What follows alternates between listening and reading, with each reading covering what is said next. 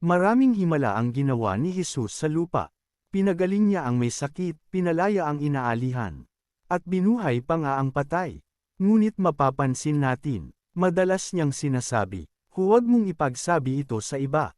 Bakit nga ba? Isa, ayaw niyang makilala lamang bilang miracle worker. Hindi layunin ni Jesus na makilala lang bilang manggagawa ng himala. Gusto niyang ang mga tao ay manampalataya sa Kanya bilang Mesiyas at anak ng Diyos. Hindi lamang dahil sa mga kamangha-manghang gawa niya. Dalawa, upang maiwasan ang maling pagkaunawa sa Kanyang misyon. Ang mga tao noon ay umaasang darating ang isang tagapagligtas, na magpapalaya sa kanila sa pamahalaang Romano. Kung ipagsasabi ng lahat ang mga himala niya, maaaring mali ang maging motibo ng mga tao. Gusto siya bilang pinunong politikal o tagapagtanggol, hindi bilang espiritual na tagapagligtas. Tatlo, hindi pa oras ng kanyang ganap na pagpapakilala. Sa Juan Kapitulo 7 versikulo 6, sinabi ni Jesus, "Panipi, hindi pa panahon ko, may tamang oras ang Diyos para sa lahat." At alam ni Jesus na kung masyadong maaga siyang makikilala, maaari itong makaapekto sa kanyang misyon sa krus. 4.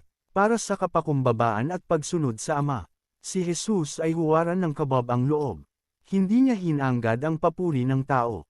Ang lahat ng kanyang ginagawa ay para sa kaluwalhatian ng Ama, hindi sa sariling interes. Halimbawa sa Biblia, sa Marcos Kapitulo 1 versikulo 44, matapos pagalingin ang ketungin, sinabi niya, "Huwag mong sasabihin ito kaninuman."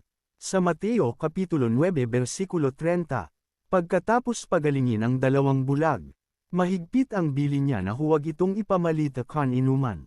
Paalala, kahit ayaw ni Jesus na ipagsabi ng iba, maraming hindi makatiis at ipinamalita pa rin ito. Dahil sa labis na galit at pasasalamat. Kaibigan, ang mga himalang ito ay patunay lamang ng kanyang pagmamahal. At ngayon, hindi na niyang ipinagbabawal ang pagpapahayag.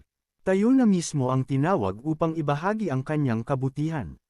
Ibahagi ang pag-asa. Ikwento ang kanyang kabutihan.